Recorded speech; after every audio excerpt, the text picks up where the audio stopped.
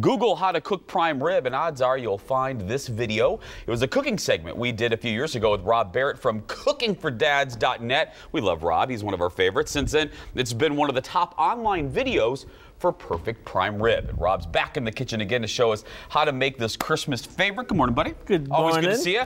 Because, okay, now I was saying, and I think I can speak for a lot of folks, prime rib is one of those things that people are afraid of. Right. Why? Well, it's a kind of a commitment of money. I mean, to get a good chunk of meat, you can spend $50, $60, and you're afraid of ruining it because then, you've got some issues. And so, we did this thing, and Tom was here, and we shook our, our thing, 5 years, our little Your basting brushes 5 years ago, and that whole thing turned into the #1 viewed thing on the web for how to make prime rib. That's crazy. So how does a dad who has done no training from Eden Prairie become the prime rib guy? Master. Isn't that crazy? But I'll give you 5 tips. Okay. So you spend a good chunk of money, you don't want to ruin it. Here's 5 quick tips. Okay. #1, time. This is for you, little clock. Look at this. Did you pull this from your shelf, didn't you, Rob? I did.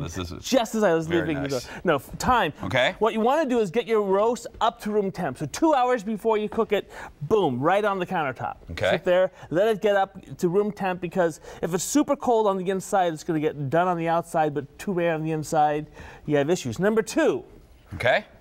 Meat thermometer. You have to do meat thermometer. 120 degrees, that's why I like to pull it. You have a little heat momentum, if you will. Cooks it up. Heat momentum. Ooh, isn't that good? Nice. Yeah. 120 though is the magic number. Well, that's more like this for medium rare. This one down here is pretty. Right here. That's basically mooing, like Rob. that. That's basically mooing right there. Don't adjust your sets. Okay. Right. This one is more around 130, a little bit more medium. Okay. So there's a lot of information on my site for that. #3 is use kosher salt. It's time to grow up salt-wise, don't you think? No more of this iodized very immature salt. when it comes to salt. Yeah, I know. We need to become men when it comes to salt, right?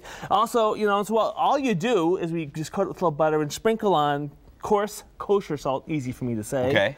Why? Liberally, because it kind of seals in the juices in a way, if you will. We actually did another video where we create a whole salt dome, and you cook and you crack it open, and it's just absolutely a salt dome. Wow. You need a little bit more salt than that for the dome, right? Okay. And then here's another tip that I've been doing more recently is sear the outside. Oh. So you can get color. So just before you do it, it's going to go psst, psst, just with a little butter in your pan. Just a little bit, not long. 30 seconds max, right? Just to get it, the color. That way you can cook it at a lower temp. You can cook it at 325 the entire time. Because doesn't that further seal in everything? Right. Well, we used to. Well, I broke my brush. You got this is my Rob, prop. you're getting a little excited. You're breaking the brush there. I love prime rib. So we used to cook. The old version was to cook it at 450 for 10 minutes, then lower it to 350. You can do that, but if you sear the outside, you don't need that higher temp. Oh. In order to do that. And then #5 is some sauce. Let's make some quick sauce. Okay. Ready? All right. So go over there. 1 spoonful of the horse radish. Okay. And then. Oh. Yep, that's perfect. Is that good? Yeah, it doesn't have to be exact, right? And then 1 spoonful of sour cream. 1 spoonful of sour cream. I'm going to do 1 spoonful of Worcestershire. I'm glad you said that and not me. I can barely say Chicago County. Okay. 2 of mayonnaise. 2 mayonnaise. I actually have different spoons for each one, but you can use the same one. That's fine. 1. 2 of those. 2. Right, and I'm going to squeeze in just a little bit of fresh lemon juice. Give that a little stir. Easy. And that is our little side sauce for our prime rib, which a low-fat dish, I see, Rob. Yeah, it's not something you want to do every week, right? No. Right. So I'm going to serve you up here. Okay. And you can try it. It's really good, actually. Actually, it is quite good. Yeah. Whoa. Because I am a carnivore. That's good. I am not a herbivore, but I'm not usually a big prime rib fan. But let's see. Give it a little cut right there, that nice meaty part.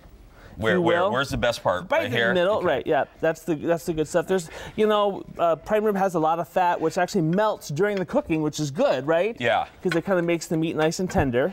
And because the biggest mistake is drying this out or doing it too much, right? Oh yeah, right. And so there's on my site, cutting knife skills. Yeah, it's a good thing. Oh, it's really good, Rob. Thank you. Thank you.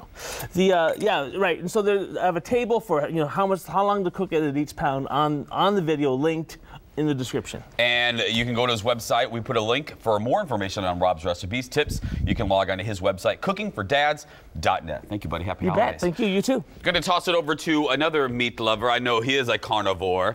That is why I'm known as a meteorologist, by the way. Meteorologist. Meteor. Get it? Get it? It's funny, isn't it? That's why I love you. Uh-huh.